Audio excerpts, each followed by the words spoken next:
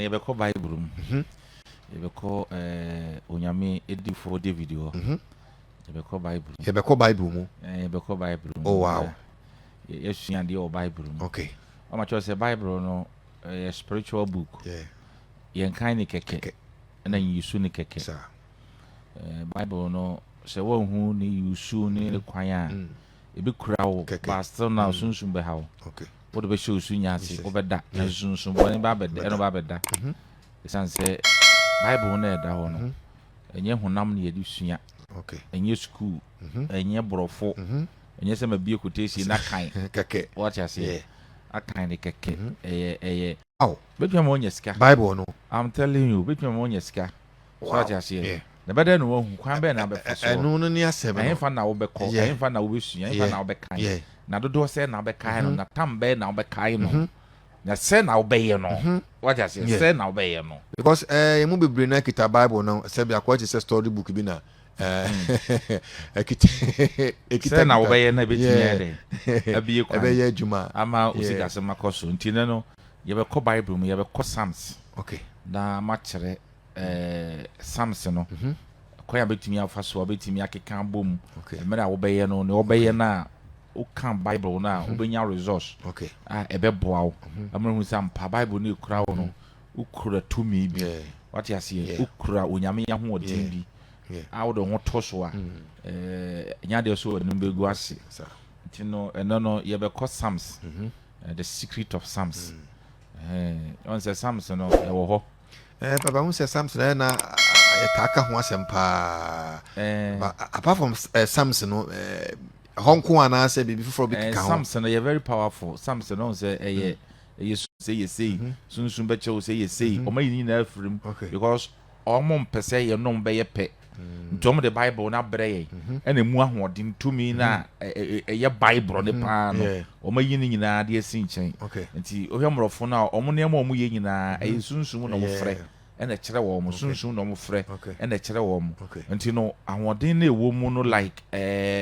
wokura Bible na wobɛtumi ayɛ dɛ ɛhu no use no ɔma yi afiri because ɔnyɛ saa na nka ɛde nka wiase deɛ nka gyae ɔhade aseɛ sɛneɛ nka nka Bible a obi akura bi deɛ ɛneɛ nka amanfoɔ bɛdi dwuma worɔ ɔhade aseɛ nti the secret paa na ɛwɔ Bible mu no ɔmo ayi ne nyinaa afiri ɔhade aseɛ ɛna ɔde Bible na mmaeɛ nti Bible na ɔmode ambaeɛ no wobɛkan but ɛkwan afa so a wobɛtumi ayɛ ne practicals no na timi aboa wo no deɛ no na akɔyɛ ahintasɛm nti ne no mede ebi ba abɛto dwa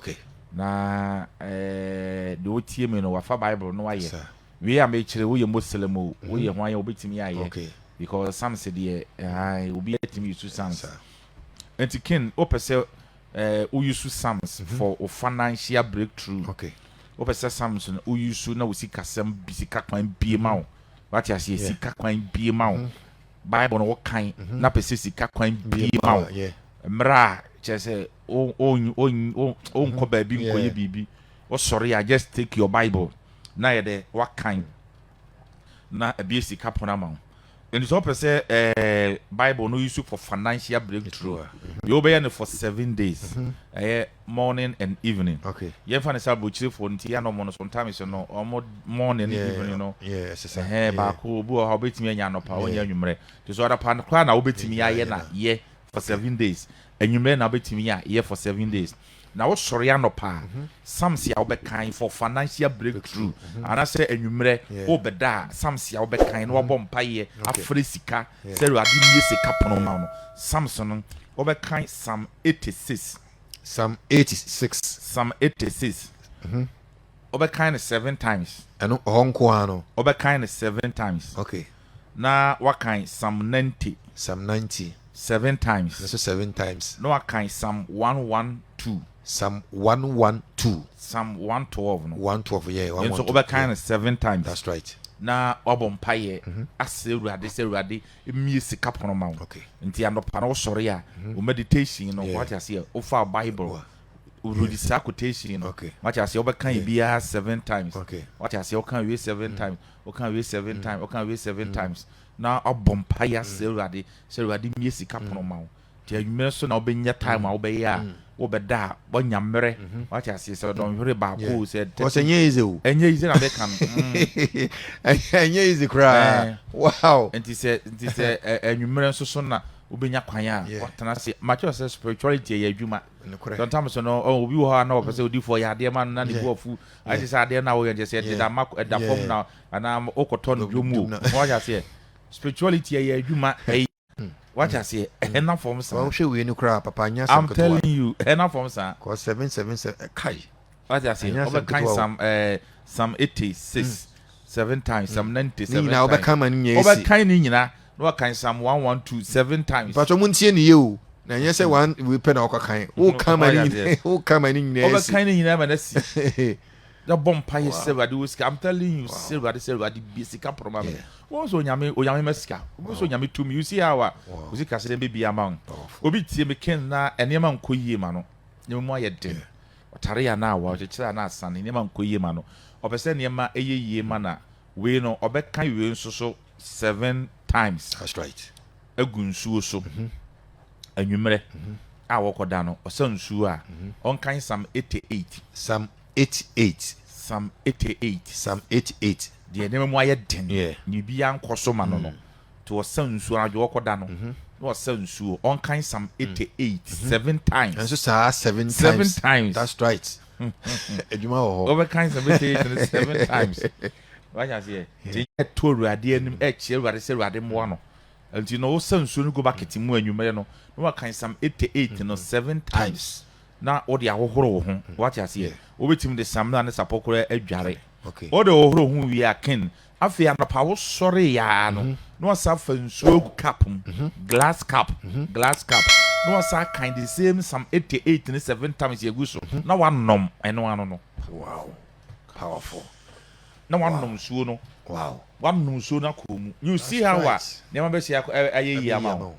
bon kwa bebi ama bon se abebrese no ha na wo na mu nyina onyame tumi onyame hu mobro ba wo so asolve ama enema ayeyi edi ama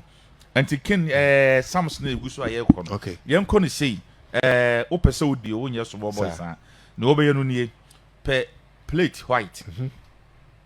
ope plate white ya na wasanwea netie na wodi agum to sa na otie no gum a okudware a ohu na wasan anyetie no kakra gunsuo no na wakan Psalm 69 obekan aguso na odi awoshe ho odi be woshe ho enti no se udware anopo se anwumero nti nsuo na odi wadware obedware wo sam na wie to udware wo sam na wie a na wasa anwea kakra kan Psalm 69 na me hade so for David nyum aduasia enkono Psalm 69 verse 1 o se menyankopon jemenkwa na nsuo aduru me kra wo se jime kona nisuo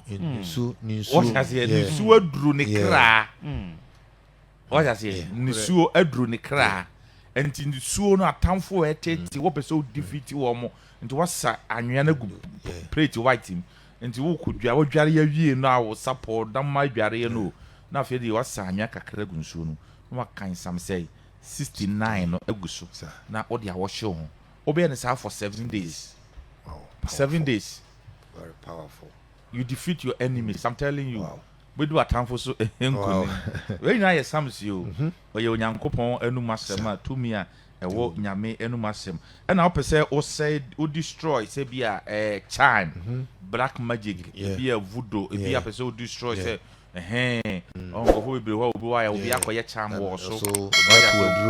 do akwadro so we so adwuma wo ye nyina nkoso nyina no wa cha say obi na ayi bibi atiawo abrabo na wo bo no obi na ayi bibi atiawo obi ayi bibi atiawo ma opese sa ade obi ayi atiawo charm obi obi ayi atiawo adro bi obi de wakoso so obi ayi bibi bone atiawo opese wo destroy sa ade no wo break etetea ye no so no samsia obekan we no buy fasting. Okay. 7 days na by fasting no. Na 7 days fasting it depending no betimi ayi bia. So we 6 to 12 so we 6 to 3 6 to 6 it depend on what then. So we 6 to 9 it depend on what then for 7 days. And now be sa Samson. Na obekan Psalm 36. Psalm 36. Obekan Psalm 36. in the fasting no they were holding bit to me no say be 6 to 9 okay na 6 to 12 na say 6 to 3 what you say 6 to 6 fasting your time be 6 to 9 6 to 12 what you say 3 on and trawes and you fasting sa fasting and papa you nimu you me chama hum and say be every chance say you say on say 6 to 9 6 to 12 and you trawes 6 to 3 to 12 to 3 and trawes what you say and you say you fasting no I trawes interval wow to be we are and you fasting say 12 6 to 6 to 10 and now 6 to 11 there be 6 to 9 6 to 12 12 to 3 3 to 6 6 to 9 what you say san you fasting